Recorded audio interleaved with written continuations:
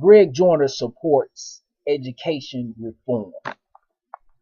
When I was at the NAACP's political forum, candidates for school board, one of the things that was on the agenda, there seems to be a misunderstanding of how things work and how things can be successful. There's a common thought: give the kids universal pre-K. Well, we're falling behind Finland and China and India and so forth in academics. Far behind. Give the children pre-K. That's what's going to solve. That's not going to solve anything at all. The system is flawed. To start the children off a year or two earlier in the same system is not going to fix the problem. The problem is the system itself. It's not when they started, it's the system itself. The school system in the United States is old, tired, and played out. Step to the forefront and let's do something different. What do I mean? If you watch the old Kung Fu movies, if you watch The Sorcerer's Apprentice, you see the teacher-student relationship. There's not supposed to be one teacher and 25, 30 children in the classroom. You're not going to learn anything like that.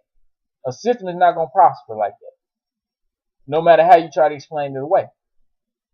You have, in the old Kung Fu movies, you have the master teacher, and then you have the apprentice, the student.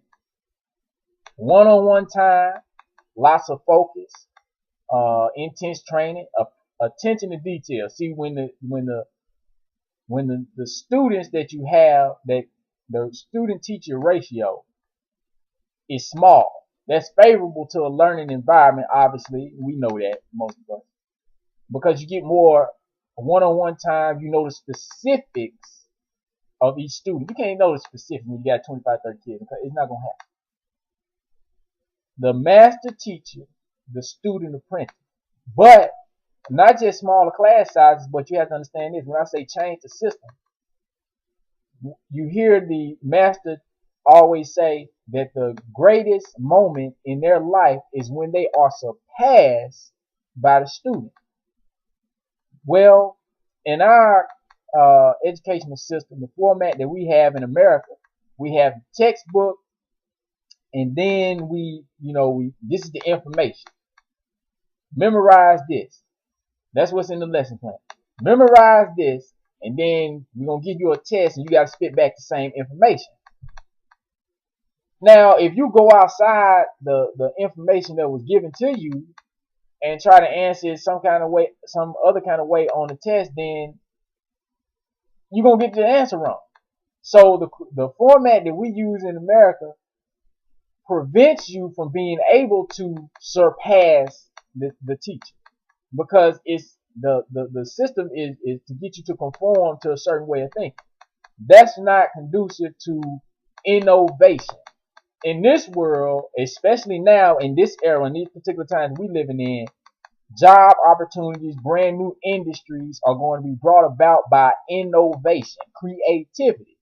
So the curriculum or the educational program that we got to start shifting into has to be a more innovative, inspirational, hands-on, creative process. It can't be that old antiquated multiple choice test that's not going to get anything done. So what I would suggest is a $10 million after school optional science program. Because obviously, science is the center of everything, math and science, for the best and brightest young people. Now, why do I say for the best and brightest? Because only a select few in society are going to be your innovators, are going to be the ones that invent the new technologies and so forth. So if you concentrate, instead of spreading your money all around, if you concentrate your resources into your greatest possibility of success, now you can make something happen. So I'm saying, if we take some of our best and brightest and we put forth this try to get city council in Memphis, Tennessee, everybody should do it.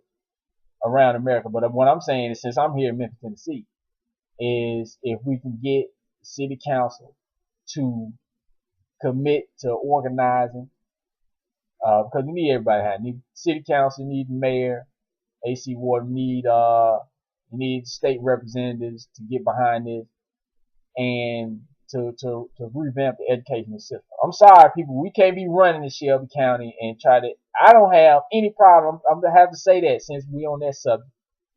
I don't have any problem with people wanting their children to be part of a certain system, wanting their children to have a certain educational experience, and putting forth the statement, putting forth the message that we ain't afraid to pay the tax dollars to create these schools either.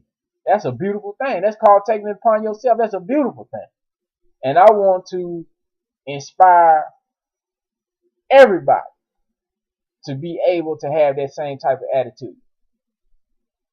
And we don't have the means. Well, let's get the means then. Let's not look for a handout. Let's formulate a plan to try to get the means. We all need to be able to feel like that, try and control our own destiny. That's what it means to be free in the first place. So if you don't want that, you don't want free, plain and simple. We have to innovate. We have to make Memphis, Tennessee, an object of jealousy, or from a positive standpoint, an object of imitation for the rest of the nation. Is innovation, and that's what's going to get America back to the top.